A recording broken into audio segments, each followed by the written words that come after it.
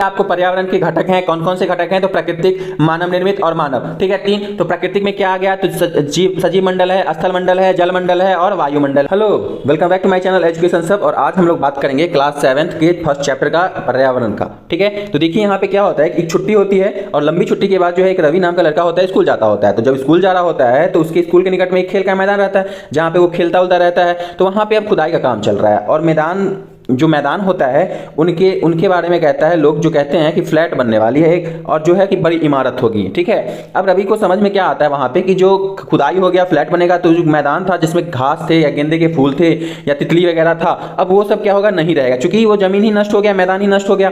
तो इस सब सोच के जो है उसकी आंख से आंसू छलकने लगता है और ये सारी बातें जो है वो अपने सहपाठी को बताता है। अब देखिए, इसी पे जो है सुबह की सभा होती है तो प्रधानाचार्य जी बहुत उदासी से कहते हैं कि देखो हमारा पर्यावरण बदल रहा है। अब पर्यावरण बदल रहा है काहे? तो कक्षा में पहुंचे कहते हैं, रवि ने शिक्षक से पूछा कि पर्यावरण क्या है। अब सुबह की सभा में प्रधानाचार्य जी तो बता दिए, तब कक्षा में जा गए तो कक्षा के सर जो थे पढ़ा रहे थे उनसे पूछा। तो कहते हैं क्या कि जो कुछ भी अपने आसपास देखते हैं वही सब क्या है, हमारा पर्यावरण है। तो ये बात शिक्षक ने उसको बताया। फिर इसी पे जो है रवि की उत्सुकता बढ़ी तो रवि ने पूछा, क्या इसका अर्थ है कि स्कूल भवन, मेज, कक्षा में रखी कुर्सियां, जो खुला मैदान है, सड़क है, कूड़ा करकट है, या फिर जो मेरे दोस्त हैं, ये सभी पर्यावरण के अंग हैं? तो ये बात शिक्षक से पूछता है। इसी पे जो है शिक्षक ने कहा हाँ, लेकिन फिर कहता है कि जरा रुको, कि जो पर्यावरण भी है ये दो तरह का होता है। यानी कि अगर बात करें तो कहता है कि कुछ वस्तुओं का निर्माण जो है प्रकृति ने किया है, जैसे पर्वत, नदियां, पेड़, प्राणी, लेकिन कुछ का निर्माण जो है मानव ने किया, जैसे कि सड़क, कार, कपड़े इत्यादि। तो देखिए यहाँ पे पर्यावरण का फोटो मतलब जंगल उंगल का दिए हुए हैं। तो कहते हैं कि पर्यावरण हमारे जीवन का आमूल आधार है, यानी कि स्वाभाविक है कि पर्यावरण से ही सब कुछ है। अगर हम देखें तो हमको सांस लेने के लिए हवा, पीने के लिए जल या पानी, खाने के लिए भोजन और रहने के लिए भूमि भी प्रदान करता है यहाँ पे पर्यावरण। कि मानव इस प्राकृतिक पर्यावरण में कैसे परिवर्तन करता है, यानी कि सारी चीजें हमें दे रहा है लेकिन हम प्राकृतिक पर्यावरण के साथ कैसे परिवर्तन करते हैं? तो कहते हैं कि कार का धुआं वायु को प्रदूषित करता है, पीने के पात्र में एक पानी जो है पीने के पात्र में एकत्रित किया जाता है, भोजन को बर्तन में परोसा जाता है और भूमि पर कारखाने वगैरह का जो है आप निर्माण करते हैं। ठीक है, ये कहता है कि मानव कार, मील, कारखानों एवं बर्तनों का निर्माण करता है, मानव ये सब का निर्माण करता है। कहते हैं कि इस प्रकार से जो है मानव क्या करता है कि प्राकृतिक पर्यावरण में परिवर्तन लाता है, यानी कि हम जब भी कुछ बनाते हैं तो किसी ना किसी तरह से क्या करते हैं कि प्राकृतिक पर्यावरण में हस्तक्षेप करते हैं। बहुत उत्सुक थे जो बनाने का था, तो कहता है कि पूछा कि हमारा पर्यावरण क्यों बदल रहा है? तो शिक्षक ने उत्तर दिया कि ऐसी हमारी जरूरतों के कारण होता है और दिन प्रतिदिन जो है ये बढ़ती जा रही है। क्योंकि हमारा पर्यावरण है, अगर उस पर आप गौर कीजिएगा तो क्या पाइएगा कि जो प्रकृति है ये पहले कैसे थे? तो पहले एकदम नॉर्मल था, तो वहां पे कुछ नहीं था। फिर आग पहिया का आविष्कार हुआ, आग का आविष्कार हुआ, लोग ज्यों ज्यों अपने ज्ञान को जो है विस्तार किए तो अपनी आवश्यकताओं के लिए क्या हुआ, कुछ ना कुछ परिवर्तन करते चले गए। अब देखिए यहीं पे कहता है कि पर्यावरण के घटक, ठीक है क्या? तो पर्यावरण के जो घटक हैं उनकी बात हम करें, पहले आता है आपको क्या, प्राकृतिक। तो प्राकृतिक जो है वो क्या है? तो जैसे सजीव मंडल है जिस पे जीवन रहता है, स्थल मंडल है यानी जमीन हो गया, वायुमंडल है या जल मंडल है, तो ये सब प्रकृति के द्वारा प्रदत्त है, तो ये प्राकृतिक हो गया। फिर मानव निर्मित में देखिए कहता है कि इमारत है, पार्क है, पुल है, सड़क है, स्मारक है, उद्योग है, तो ये जितना भी भवन या फिर जो भी चीज मानव अपनी सुविधा के लिए, आवश्यकता के लिए बनाया है, ये मानव द्वारा निर्मित हो गया। अब देखिए इसके बाद कहते हैं तीसरा कौन सा? कहता है क्या कि मानव में देखिए एक व्यक्ति है, परिवार है, समुदाय है, धर्म है, शैक्षिक संस्थान हो गया, आर्थिक हो गया, राजनीतिक हो गया। पर्यावरण के कितने घटक थे? 3 घटक थे। कौन कौन से? तो प्राकृतिक घटक, मानव निर्मित घटक और मानव स्वयं खुद। अब देखते हैं आगे, तो कहता है क्या कि प्राकृतिक पर्यावरण में ठीक है परिवर्तन करते हैं और कभी कभी उसे नष्ट भी कर देते हैं। अब देखिए कहते हैं कि ऊपर के वार्तालाप जो हम लोग बात किए हैं उससे समझ गए होंगे कि किसी भी जीवित प्राणी के चारों ओर पाए जाने वाले लोग, स्थान, वस्तुएं एवं प्रकृति को हम लोग क्या कहते हैं? पर्यावरण कहते हैं। ठीक है, यानी हमारे चारों ओर जो भी वस्तुएं पाई जाती हैं वही क्या हो गया? प्राकृतिक पर्यावरण हो गया। जब जो प्रकृति है उसी को हम लोग क्या कहेंगे? पर्यावरण कहेंगे। अब देखिए पर्यावरण के बारे में कहता है कि प्राकृतिक एवं मानव निर्मित परिघटनाओं का मिश्रण है। ठीक है, जो पर्यावरण क्या है? ये प्राकृतिक और जो मानव द्वारा बनाया गया मानव निर्मित है, तो इन सभी को मिलाकर के जो घटनाएं होती हैं, परिघटनाएं हैं, ये सबका मिश्रण है। आपको कहते हैं कि प्राकृतिक पर्यावरण में पृथ्वी पर पाई जाने वाली जीवीय और अजीवीय दोनों परिस्थितियां जो है आपको क्या है? सम्मिलित हैं। अब देखिए कहता है कि जीवीय परिस्थितियां क्या है? तो कहता है कि सजीव प्राणियों का संसार, यानी कि जैसे कि हम लोग हैं, पेड़ पौधा है, जीव जंतु है, ये सब क्या है? सजीव प्राणी है। तो इन प्राणियों का संसार जो है जीवीय कहलाता है। जैसे पादप और जंतु लिखता है, पादप मतलब पेड़ पौधा, जंतु मतलब जानवर वगैरह हम लोग हो गए। अब देखिए कहता है अजीवीय, तो अजीवीय क्या है? तो कहता है कि निर्जीव पदार्थों का संसार, जैसे कि स्थल, खनिज, तो ये सब क्या क्या हो गया आपका निर्जीव है, इसमें सांस लेने का क्षमता नहीं होता है। आगे देखते हैं तो कहता है कि मानवीय पर्यावरण में मानव की परस्पर क्रियाएं, उनकी गतिविधियां एवं उनके द्वारा बनाई गई रचनाएं जो हैं सम्मिलित हैं। यानी कि जो भी मानवीय पर्यावरण यानी हम लोगों के द्वारा जो बनाया गया पर्यावरण है, इसमें क्या है, हम लोगों की सारी गतिविधियां और जो हम लोग बनाते हैं वो सारी हैं। इसके बाद देखिए एक इंपॉर्टेंट पॉइंट यहाँ पे आता है, आपको शब्द की उत्पत्ति, ये काफी इंपॉर्टेंट हो जाता है। कहता है कि पर्यावरण यानी कि एनवायरनमेंट, इंग्लिश में इसको एनवायरनमेंट बोलते हैं, और ये शब्द की उत्पत्ति जो है आपको कहां से है, तो फ्रेंच शब्द है। याद रखिएगा एनवायरनमेंट की उत्पत्ति कहां से है, तो फ्रेंच शब्द से है। फिर कहते हैं एनवायरोनेर या फिर एनवायरोनेर से हुआ है, यानी कि एनवायरनमेंट का जो उत्पत्ति है ये फ्रेंच शब्द से हुआ है, और फ्रेंच शब्द कौन सा है, तो एनवायरोनेर है या एनवायरोनेर है, ठीक है, जिसका अर्थ होता है पड़ोस। यानी कि याद रखिएगा कि पर्यावरण का अर्थ सीधा सीधा होता है पड़ोस। अब चलिए हम लोग चलते हैं किसमें, तो हम लोग चलते हैं प्राकृतिक पर्यावरण में। तो देखते हैं कि प्राकृतिक पर्यावरण क्या क्या है।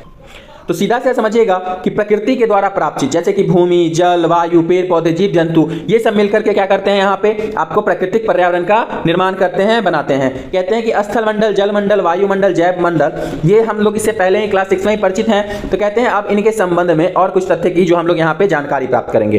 तो कहता है कि पृथ्वी की ठोस प्रॉपर्टी या कठोर ऊपरी परत को स्थल मंडल कहते हैं। सीधा समझिएगा कि जिसपे हम लोग चलते हैं, रहते हैं, घर बनाते हैं, कुछ भी करते हैं, ये आपको स्थल मंडल है। और कहता है यह क्या चीज से है, तो चट्टानों और खनिज से बना होता है। यानी कि जो आपका ऊपरी प्रॉपर्टी है, ठोस है, पृथ्वी है, ये किसकी है, तो चट्टान एवं खनिजों का बना है। कहते हैं कि मिट्टी की पतली परत से ये ढका होता है। यहाँ पे अगर देखिए तो पहाड़, पठार, मैदान, घाटी जैसी विभिन्न स्थलाकृतियां जो हैं विषम धरातल होती हैं। पहाड़, पठार, मैदान, समझे, मैदान समतल, पहाड़, पठार थोड़ा सा ऊंचा, पहाड़ सबसे ऊंचा, तो इस तरह की जो विभिन्न स्थलाकृतियां हैं ये आपको मिल जाएंगी धरातल पे। कहते हैं ये स्थलाकृतियां महाद्वीपों के अलावा महासागरों की सतह पर भी पाई जाती हैं, यानी महासागर की सतह पे भी ऐसी आकृतियां जो है आपको मिलेंगी। अब देखिए आगे, तो कहते हैं क्या कि स्थल मंडल का वह क्षेत्र जो हमें वन, कृषि एवं मानव बस्तियों के लिए भूमि पर या कहें तो पशुओं को चराने के लिए घास स्थल प्रदान करता है, यह खनिज संपदा का भी एक स्रोत है। तो स्थल मंडल कहाँ क्या है कि जहां हम लोग वन है, कृषि है, मानव के घर हैं, बस्तियां हैं, या भूमि है आपको, ठीक है, पशु को चराने के लिए जो घास स्थल प्राप्त होता है, या फिर जो खनिज वगैरह है, ये सारा क्या है, स्थल मंडल है, ठीक है। तो देखिए यहाँ पे स्थल मंडल आपको दिखा रहा है पूरा। अब देखिए आगे क्या कहता है, जल क्षेत्र को हम लोग जल मंडल कहेंगे, स्थल क्षेत्र को हम लोग स्थल मंडल कहें, जल क्षेत्र को हम लोग जल मंडल कहते हैं। कहते हैं कि यह जल के विभिन्न स्रोत जैसे कि नदी, झील, समुद्र, महासागर आदि विभिन्न जलाशयों से मिलकर बनता है और सभी प्राणियों के लिए आवश्यक है। यानी कि जो हमारा पानी है, पानी वाला सारा चीज क्या हो जाएगा, आपको जल मंडल में आ जाएगा, सीधा सीधा याद रखिएगा।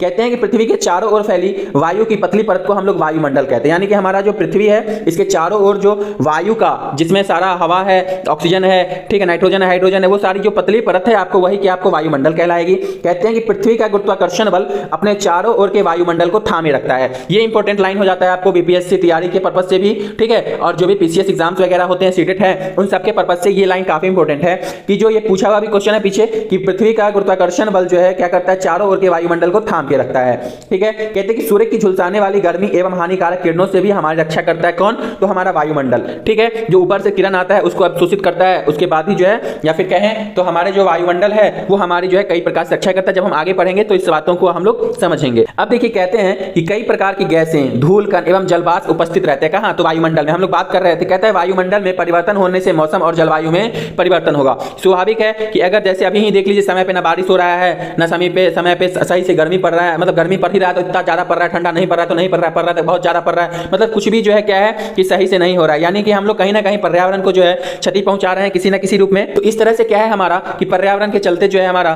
वायुमंडल में परिवर्तन हो रहा है, और वायुमंडल से क्या है कि हमारा मौसम और जलवायु में परिवर्तन हो रहा है। तो देखिए मौसम जो है किसी निश्चित स्थान पे जो है तत्कालीन जो स्थिति होगी उससे को मौसम कहेंगे, और जलवायु जो होता है तो मौसम की जो लंबी अवधि के दौरान होने वाली घटना होता है उसका औसत निकाला जाता है, उसी को जलवायु कहते हैं। तो जलवायु जो है किसी भी स्थान का 30-35 साल से लेकर के 40 साल के बीच में निर्धारित किया जाता है औसत निकाल के। अब देखिए कहते हैं कि पादप एवं जंतु मिलकर जैव मंडल या सजीव संसार का निर्माण करते हैं, ठीक है। यानी कि हम लोग और जो पेड़ पौधे हैं ये मिलकर क्या करते हैं, जीव जैव मंडल का या फिर कहें तो सजीव संसार का निर्माण करते हैं। कहते हैं कि पृथ्वी का वह संकीर्ण क्षेत्र जहां स्थल, जल और वायु मिलकर जीवन को संभव बनाते हैं। जैव मंडल क्या हुआ, जहां पे आपको जीवन है, सीधा समझिए। तो जीवन में क्या होगा कि स्थल भी है, जल भी है और वायु भी है, तीनों मिलकर क्या करते हैं किसी भी जीव व्यक्ति, किसी भी पादप या फिर जीव जंतु का जीवन जो है संभव बनाते हैं। तो यही आपका जैव मंडल कहलाया। अब देखिए कहता है परितंत्र क्या है, तो परितंत्र को समझिए पहले। इधर कहता है कि वह तंत्र जिसमें समस्त जीवधारी आपस में एक दूसरे के साथ पर्यावरण के उन भौतिकों एवं रासायनिक कारकों के साथ परस्पर क्रिया करते हैं जिसमें वे निवास करते हैं, और ये सब जो है ऊर्जा और पदार्थ के स्थानांतरण द्वारा संबंधित है। सीधा समझिए परितंत्र क्या हुआ, एक तंत्र हुआ जिसमें क्या है कि जितना भी जीवधारी है, ठीक है, क्या करता है, एक दूसरे पे किसी ना किसी तरह से क्या करता है, डिपेंड है, ठीक है। तो इन सब में क्या करता है, वो पर्यावरण के भौतिक और रासायनिक जितना भी तत्व है या चीज है उन सब के साथ परस्पर क्रिया करता है, और हम लोग जहां रहते हैं यही सब क्या कहलाया, परितंत्र कहलाया। और ये सब कैसे होता है, तो सब ऊर्जा और पदार्थ के हस्तांतरण से जो है आपको संबंधित हो जाएगा, ठीक है ना।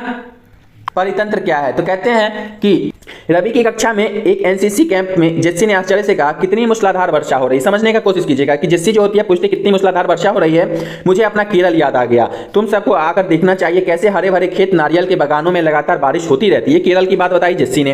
तभी जो है जैसलमेर के रहने वाला हीरा ने आश्चर्य से कहा, अच्छा हमारे यहाँ वर्षा नहीं होती है, हमें तो दूर दूर तक केवल जो है कींकर एवं रेत ही नजर आते हैं, लेकिन वहाँ ऊँट मिलता है। ये बात रवि कहता है कि जैसलमेर में जो है क्या है, सिर्फ जो है बारिश नहीं होता है, सिर्फ दूर दूर तक उसको रेत और कंकर पत्थर सब नजर आता है, ठीक है। तो जैसलमेर है रेगिस्तानी इलाका, याद रखिएगा कि रेगिस्तान जैसलमेर यानी राजस्थान में जो है वहां ऊंट मिलता है। तो ये क्वेश्चन भी आपको दे देता है कभी कभी उठा के, ठीक है, कि कहां पे क्या मिलेगा। जैसे लामा के लिए दे देगा, आपको याक के लिए दे देगा कि किस साइड मिलता है, ठीक है। आगे चलते हैं। तो कहता है कि हीरा ने कहा, ऊंट तो मिलेंगे ही ना, तुम हमारे रेगिस्तान आओगे तो तुम्हें वहां सांप छिपकली अनेक कीट भी देखने को मिलेंगे, ठीक है। रवि जो है हैरानी में पड़ गया। वो विभिन्न स्थानों पर पाए जाने वाले जीव जंतु एवं वनस्पतियों और लोगों के जो रहन सहन के तरीके हैं कितने भिन्न हैं, क्या सभी का एक दूसरे से संबंध है, ये बिल्कुल सोच रहा था कौन, तो रवि हैरान पड़ गया था, टेंशन में आ गया बेचारा।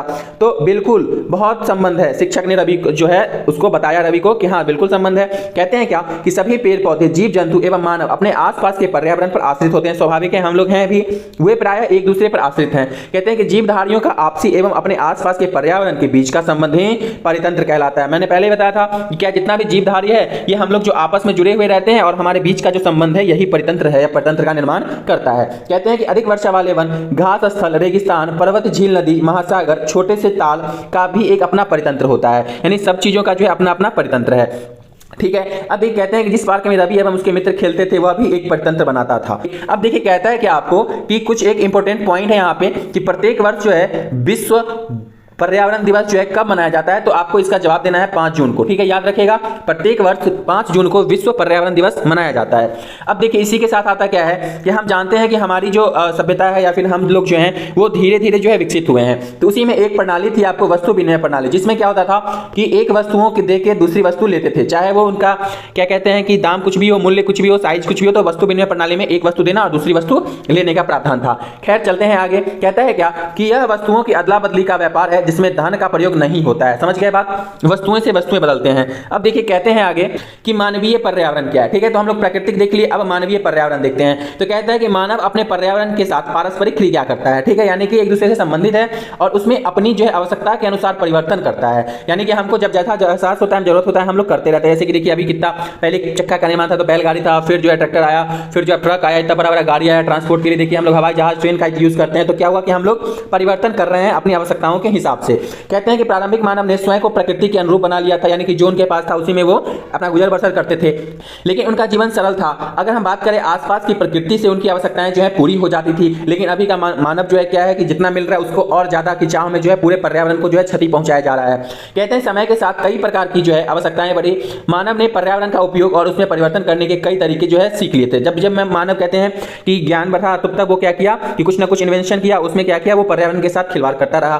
कहते हैं कि फसल उगाना, पशुपालन एवं अस्थायी जीवन जीना सीख लिया। कहते हैं कि पहिए का आविष्कार हुआ, आवश्यकता से अधिक अन्न उपजाया गया, और जब आवश्यकता से अधिक अन्न उपजाया गया तो क्या किया वो लोग ने, वस्तु विनिमय पद्धति का विकास हुआ। तो इससे समझिए कि मानव जो है कैसे परिवर्तन कर रहा है अपने आवश्यकताओं के हिसाब से, एक पद्धति ही विनिमय का, वस्तु विनिमय का अपना लिया। फिर व्यापार आरंभ हुआ एवं वाणिज्य का विकास हुआ। अब जब व्यापार हुआ तो ट्रेड के लिए जो है इधर से सामान भेजने के लिए गाड़ियों का आविष्कार हुआ। अभी कहते हैं कि औद्योगिक क्रांति से बड़े पैमाने पर उत्पादन प्रारंभ हो गया, ठीक है। परिवहन तेज गति से प्रारंभ हुआ। सूचना क्रांति ने पूरे विश्व में संचार सहज और द्रुत हो गया, ठीक है। याद रखेंगे कि जब हम क्या किए, जब आवश्यकता से अधिक अन्न उपजाए तो वस्तु विनिमय प्रणाली को लिए, फिर व्यापार और वाणिज्य का विकास हुआ, ठीक है। अब देखिए क्या है कि जब औद्योगिक क्रांति से जब बड़े पैमाने पर उत्पादन प्रारंभ हो गया तो हम लोग तेज गति वाले परिवहन का खोज किए, बनाए, और फिर इसके बाद देखिए तो सूचना क्रांति ने क्या किया, पूरे विश्व में संचार, यानी कि जो हम लोग बात करते हैं तो इस सब तरह का जो है सहज और द्रुत हो गया, यानी कि हमारी आवश्यकताएं बढ़ी, हम लोगों ने उन सबका आविष्कार किया? गर्मी में रसीले तरबूज एवं सर्दी में भुनी हुई मूंगफली खाना क्यों पसंद करते हैं? तो कहता है कि प्राकृतिक एवं मानवीय पर्यावरण के बीच में सही संतुलन होना आवश्यक है और मानव को पर्यावरण के साथ समरसता से एवं उनका उपयोग करना सीखना चाहिए। ठीक है, यानी कि हम लोग क्या करेंगे, जो ही प्रकृति है उसके साथ जो हमारी पर्यावरण है इनके बीच में जो है संतुलन बहुत आवश्यक है। और अगर हम लोग पर्यावरण के साथ समरसता से पेश नहीं आएंगे, उनका उपयोग सही से नहीं करेंगे, तो हमारे लिए भविष्य में क्या है, बहुत सारी कठिनाइयां हम लोगों के पास आएंगी ही आएंगी। ठीक है, तो इस चैप्टर में हमारा इतना ही था। इसके बाद जो है यहाँ पे जो है क्रियाकलाप है बच्चों के लिए है, तो ये चीज उतना खास इंपॉर्टेंट नहीं रखता है। ठीक है, तो देखिए आगे तो इस चैप्टर में हम लोग समझ गए हैं, क्या समझे हैं, तो सीधा सीधा समझिएगा क्या कि यहाँ पे आपको पर्यावरण के घटक हैं, कौन कौन से घटक हैं, तो प्राकृतिक, मानव निर्मित और मानव। ठीक है, 3। तो प्राकृतिक में क्या आ गया, तो सजीव मंडल है, स्थल मंडल है, जल मंडल है और वायुमंडल है। ये सारा जो है आपका क्या है, प्राकृतिक पर्यावरण घटक है। फिर मानव निर्मित में जितना मानव बनाता है, इमारत, पुल, सड़क, स्मारक, उद्योग, विद्यालय, भवन, तो ये सारा जो है मानव निर्मित है। और जो मानव संसाधन है, जो मानव पर्यावरण है, इसमें ये सारी चीजें आपको आ जाएंगी एक लाइन से। जो एक परिवार हो, समुदाय हो, धर्म हो, शैक्षणिक संस्थान हो, या आर्थिक है या राजनीतिक स्थिति है, तो ये सारा मानव में आएगा। ठीक है, तो इस अब 7th क्लास का फर्स्ट चैप्टर हो गया है। तो मिलते हैं फिर नेक्स्ट वीडियो में, तब तक के लिए वीडियो को लाइक, सब्सक्राइब और शेयर जरूर कर दें। धन्यवाद।